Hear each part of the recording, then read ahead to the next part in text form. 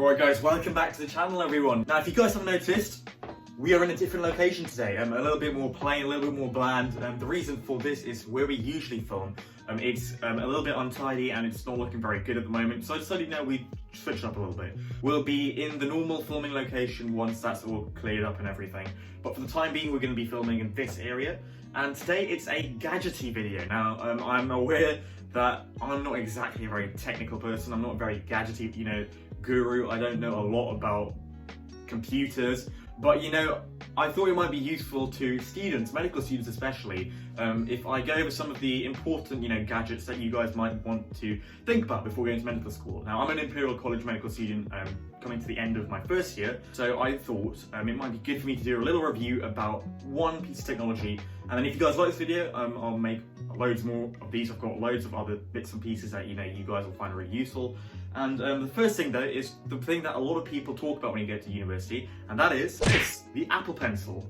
Now, if you guys don't know what this is, the Apple Pencil is a device created by Apple, and it's basically like a stylus. Now, a lot of you guys might know what a stylus is. It's a little pen that you can write on phones and iPads, and it was created quite a long time ago, and it's developed quite a while since then. It's come a long way really, and now the Apple Pencil is probably the most famous one, and it is quite pricey really, and unfortunately there are no student discounts at the current moment, but it is a really good investment, and I'm going to go through exactly what it is, how I use it, and why I recommend you get it. Before we get into the video, make sure you guys hit the subscribe button down below, like the video as well. We want to get to 200 subscribers by March, or by the end of that month, so please do hit the subscribe button down below. It takes 5 minutes and it'd be super helpful to me. So yeah, without any further ado, let's get into the video.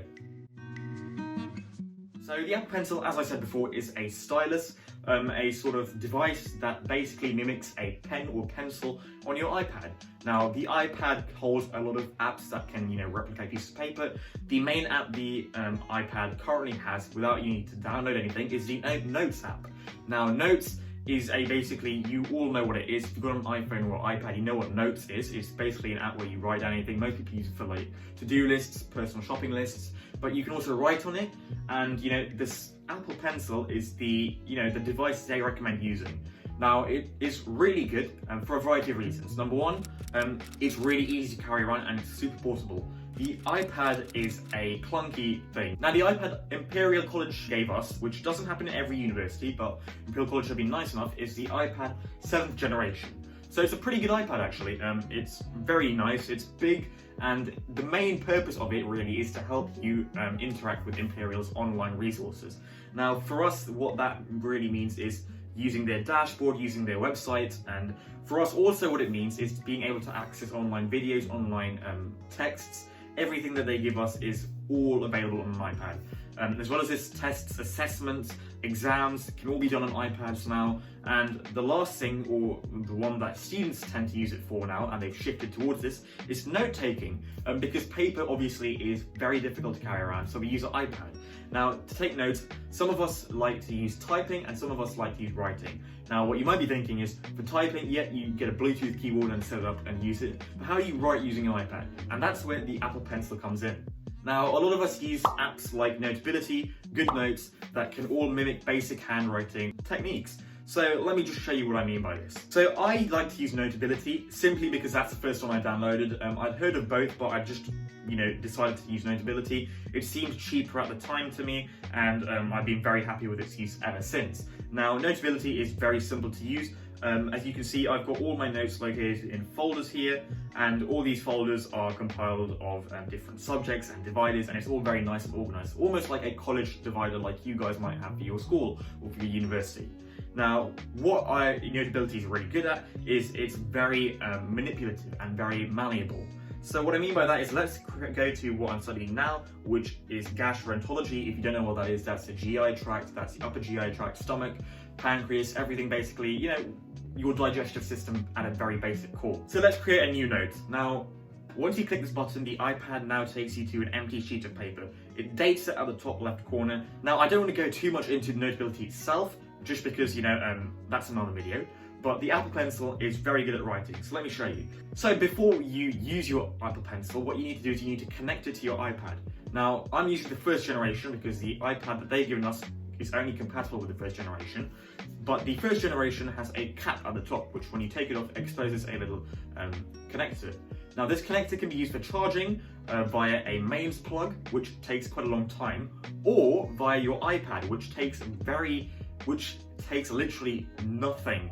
Now the exact details, for me, I found that it takes roughly 15 minutes to charge 100% of the Apple Pencil, and then that 100% charge lasts you quite a few days. So that's fantastic. It means even if you're away from home, if you're traveling somewhere and you realize you've not charged your pencil, you just plug it into your iPad and it takes about 5-10 minutes tops to get back to full charge. Now, when you need to connect your Apple Pencil, it will automatically disconnect after a while. But when you need to reconnect to use it, you plug it into the iPad charging socket and you just plug it in. After about a few seconds, it will connect. You can take it back off, place a cap back on the top of the pen, and then you've got an Apple Pencil working. Now we've got it connected. What do we do next? Well, right, so the Apple Pencil is unique because it has pressure technology. That means that when you press down on the Apple Pencil onto the iPad, you get a thicker line. Now that's, that comes as second nature to us, but on a lot of styluses that you get, that pressure technology doesn't come with it. So with Apple Pencil, let me show you. So let's write the word, for example, let's write gastric system with a thin line. So I'm pressing very lightly on the iPad and it's coming out quite thin, as you can see, with gastric system. Now that's quite a thin line, and as you can see, I've written that quite lightly, so I haven't pressed down on the iPad very hard. I've been pretty light with it. If I press down hard on the iPad with the Apple Pencil, you can see that I get a very thick line. Now it's not very neat because I haven't got a table I'm writing on, but as you can see, quite visibly, it's quite a thick line that you get. And it's this pressure technology which makes Apple's pencil quite unique to a lot of the others on the market. And as you can visibly see, there are two very different styles of writing here. Now, it's very useful in a sense because you want to be able to write the different thicknesses in certain occasions. So I like to do mind maps, and with my center little cloud or bubble, I write quite big and thick and hard. And then when I get further out away from my mind map, I go thinner and thinner and thinner. So it kind of helps me know where I am in terms of locations in my mind map. So that's why I use it. The Apple Pencil is also very good because it's quite smooth, and some styluses can feel quite chunky and quite rough when you're writing, but the Apple Pencil doesn't. So if I want to shade something in, let's change the color now, let's go to orange and shade something in quite lightly. As you can see, it's quite a continuous movement. There aren't any stops or starts in it. And again, if I want to shade really thick, as you can see, again, it's very easy and it's very simple to do so. So yeah, the shading means that as well as this, when you are highlighting items, so for example, if I select the highlighter and I highlight something here, as you can see, it's very easy to highlight again. And again, with highlighting, the pressure technology also works, so it's more visible when you highlight as well. So if I press down really hard, as you can see, the highlighting gets a lot thicker here, and I'm covering more space quickly. So yeah, that's the main reason why we go for the Apple Pencil at medical school. Now, a lot of people say, why not just go for a keyboard and type notes? Well, that's a personal preference, and a lot of people do that. I, however, personally think that typing is less productive when you're making notes. I think that muscle memory when you're writing is a lot more effective and forces you to break down information. You type a lot faster than you write, so you can, literally copy and paste things from lecture slides without even giving it a second thought. But when you're writing, you don't have the time to do that, and you'll get tired as well by doing that. So you feel a little bit lazy, and you want to quickly finish your notes. So you break down the information in your head into very simple, small sentences. And just to show you a finished product, let me show you one of the mind maps that I've made. So the hepatobiliary system is basically the system between the liver and the bile duct. The liver and the bile system. So we've just covered that lecture, and as you can see, with my Apple Pencil, it's been a very big success here. We've made notes successfully using the Apple Pencil with the highlighter. We've also used the pressure technology to make arrows of differing lengths and thicknesses. We've also integrated highlighting into this, so the central bubble used a lot thicker highlighting and the outer bubbles used a lot thinner. And as you can see, it looks identical to normal handwriting, which is fantastic. The most important thing when you're using writing on your iPad is you want a stylus that's presumably going to make your writing very similar to pen and paper. You don't want anything that's going to make it thick or thin. Now, the Apple Pencil is very good because it's very slim, very easy to use, and it's really fluid in terms of your writing. So in that sense, that's why we go for the Apple Pencil. Now there are a lot of other options on the market that you can do, and I'll show you guys in a minute some of the options that are on Amazon, but really the best option to go for would be the Apple Pencil. It's the most reliable option out there. It is guaranteed to work because it's an Apple device, and if anything goes wrong, you can always take it to Apple. The only issue with buying something that's not an Apple product is if you take it to an Apple store, something goes wrong, they're not really guaranteed to help you out because it's not an Apple device.